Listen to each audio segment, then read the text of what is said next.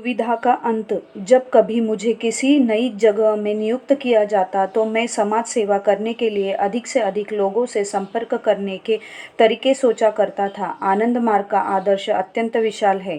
बाबा एक एक करके क्रमबद्ध तरीके से आदर्श की बातों को सामने लाते जा रहे थे।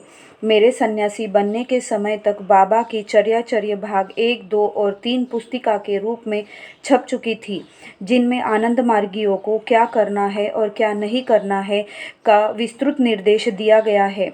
संगठन के ढांचे को समझाया गया है और परिवार तथा समाज की विभिन्न गतिविधियों को आनंद मार्ग के आदर्श के अनुरूप संचालित करने के निर्देश दिए गए हैं।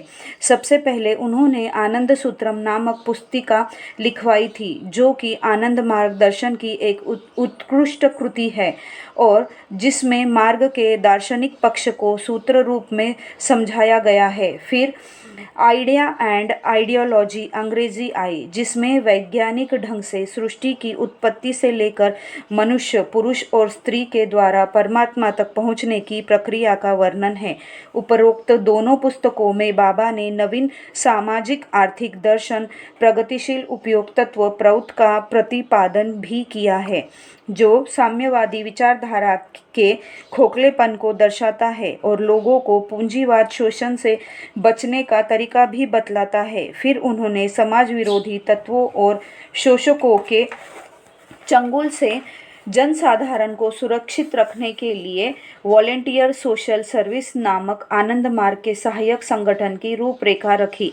इसके बाद उन्होंने ईरोज अर्थात education, relief and welfare section की अवधारणा दी, जिनमें राहत कार्य के संचालन की विस्तृत रूपरेखा है और शिक्षा से संबंधित पाठ्यक्रम, स्कूलों के प्रबंधन और शिक्षकों के प्रशिक्षण संबंधी विस्तृत जानकारी दी गई है।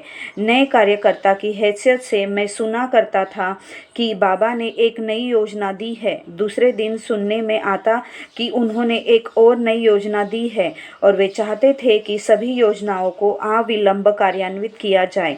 उन सब बातों को सुनकर मैं परेशान हो जाता और कभी-कभी सोचता, बाबा को क्या हो गया है?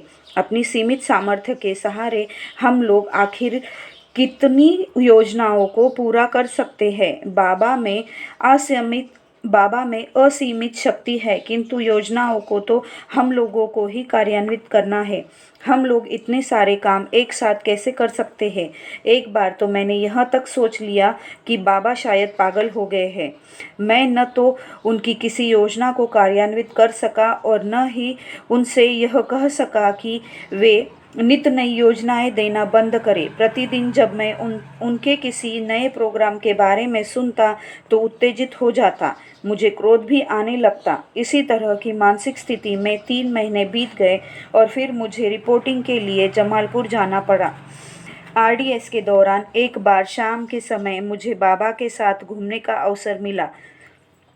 टहलते टहलते जब हम लोग मैदान के पास पहुँचे तो बाबा अचानक रुक गए। उन्होंने पलटकर मेरी तरफ देखा और कहा, चिदानंद, तुम सोचते हो तुम्हारे बाबा विश्व कल्याण के लिए पागल हो गए हैं। तुम भी यदि अपने बाबा की तरह पागल हो जाओगे तो तुमसे सभी काम पूरे हो जाएंगे। फिर उन्होंने समझाया, जो भी कार्यक्रम और योजनाएं मैंने दिए हैं और देने वाला हूँ, वे सभी विश्व की हर एक जगह के प्रत्येक कोने के विकास और कल्याण को ध्यान में रखकर दी गई है। तुम्हारा छोटा सा मस्तिष्क और छोटी सी बुद्धि उसका अनुमान कैसे लगा सकती है? मैंने जो भी कार्यक्रम दिए हैं उनमें से अपने रुचि और अपने स्वभाव के अनुसार तुम किसी भी कार्यक्रम का चयन कर लो और काम करना प्रारंभ कर दो, तुम्हें सफलता मिलेगी। मेरी दुविधा और शंका का समाधान हो गया और मुझे यह बात अच्छी तरह समझ में आ गई कि मुझे किसी तरह काम करना है। उस घटना के बाद मुझे जहाँ भी नियुक्त किया गया, जो भी काम दिया गया, उन्हें मैंने सफलतापूर्वक पूरा किया।